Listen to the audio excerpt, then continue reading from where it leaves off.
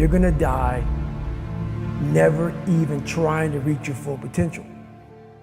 This was the life that you were supposed to live, but you didn't try. Those of you who are listening to this, whoever hear this, you will not find toughness in a comfortable environment. You will not find it. The only way you find it is to drown yourself in a position where you're just out of sorts. We all have two people, and I'm not saying you're crazy. We have the easy voice, which is that 20% telling yourself that I'm easy at 90% of my full potential, maybe 100% at that 20%. That's that voice that we all love. That's that very comfortable voice, that's that mommy holding you saying it's gonna be okay. Doesn't care how good you are, just loves you. Just loves you no matter how messed up you are in life. This other voice that we walk very far away from is a voice saying, hey man, you ain't doing shit. So we try to get this voice out of our head completely. And we live over here in this lane. So what you have to do first is turn up this voice over here. The voice saying things to you that aren't nice. That it's in our head saying, you know what man, dude, you're not doing shit. And it's not putting yourself down. People take this the wrong way in this new society. I'm not saying to put yourself down. I'm saying listen to the truth. And the truth isn't in the 20%. The truth is in this other part of your brain saying, look man, you're wasting a bunch of percentage here. We have 80 more percent that we're not tapping into, because in this other 80% is suffering, pain, failure, self-doubt, darkness, and then a whole bunch of light. But to get to this light, you gotta go through all of this shit. So a lot of us know that.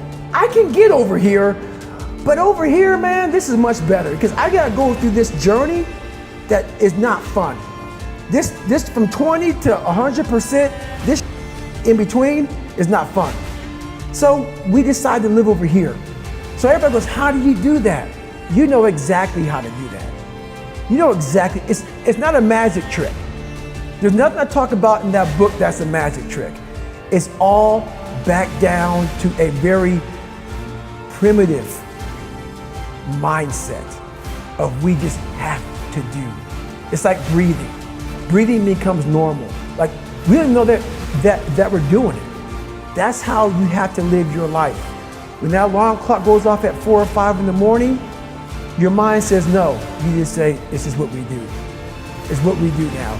Because to get to where you want to go, the amount of pain involved, I'm not saying physical, I'm not saying you got to break yourself off.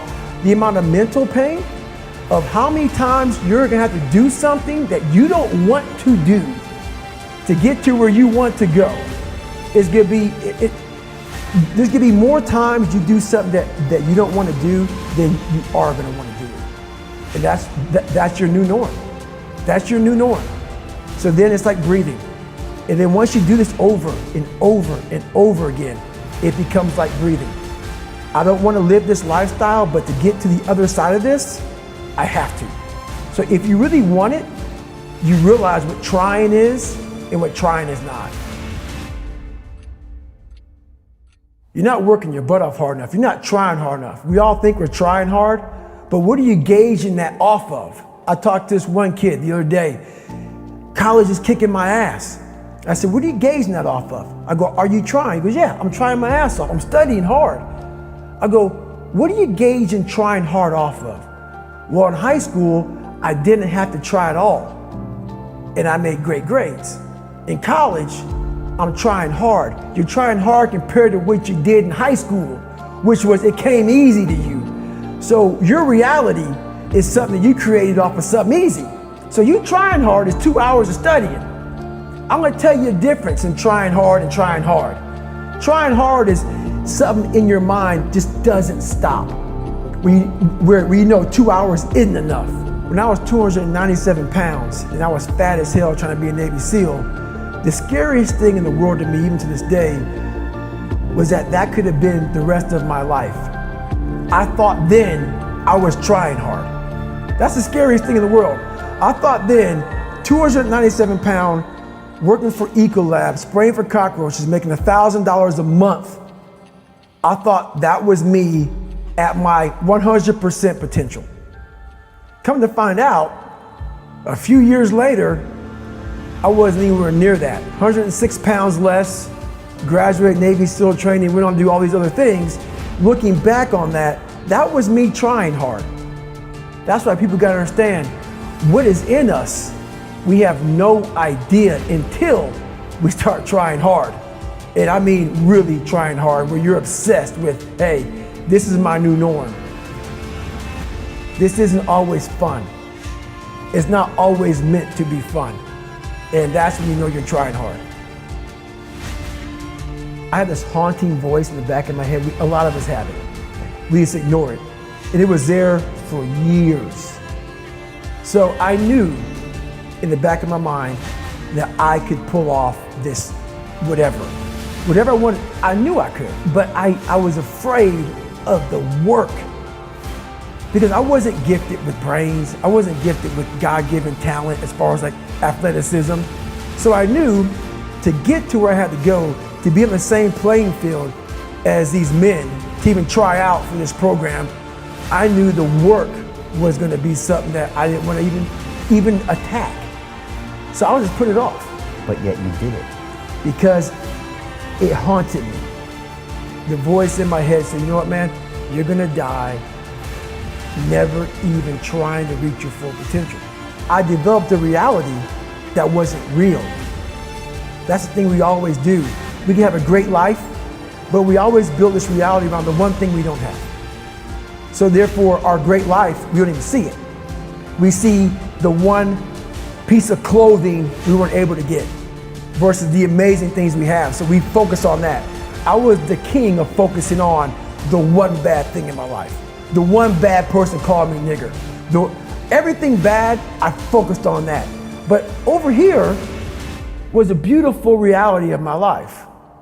Even though I came from nothing, where I could have taken my mind for the possibilities of where I can go if I work harder.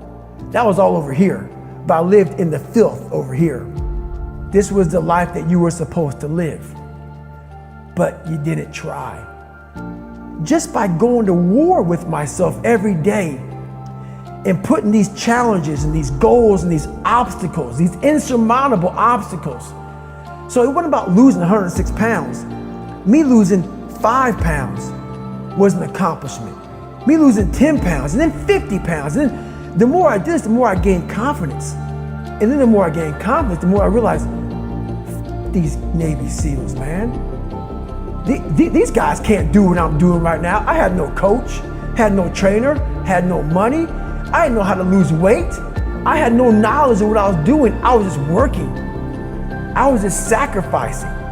And then through that, all these different tools started coming up. But I would have never found these tools if I didn't put myself in a very uncomfortable place.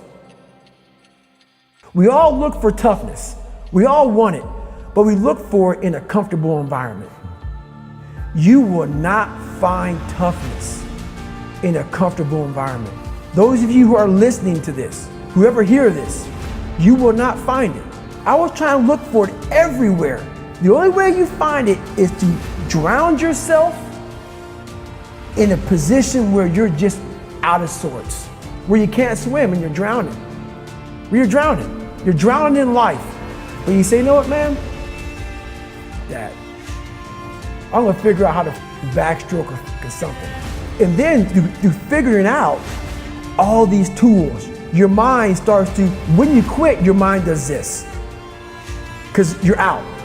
Once you say, I'm not gonna quit, this is the 40%. When you quit, your mind says, we're done. So it doesn't expand. There's no expansion when you quit. When you say, you, this sucks, I'm drowning, I'm miserable, I'm suffering, I'm broken, but I'm not going anywhere. What happens to your mind is it does this. It says, he's not leaving, so we gotta expand, we gotta grow, We got to figure this thing out. So then these compartments in your brain start to they have to work. They have to work. And then you start to engage parts of your mind that you never engaged before. But you can't engage it by sitting back in these nice chairs, drinking this nice water, talking to you, talking about what I want to do. That's where the 40% thing comes in. It comes in when you're in suffer mode and you say, I'm not going to quit. You're forcing your brain now to operate on a level it's not used to, but then it becomes used to it.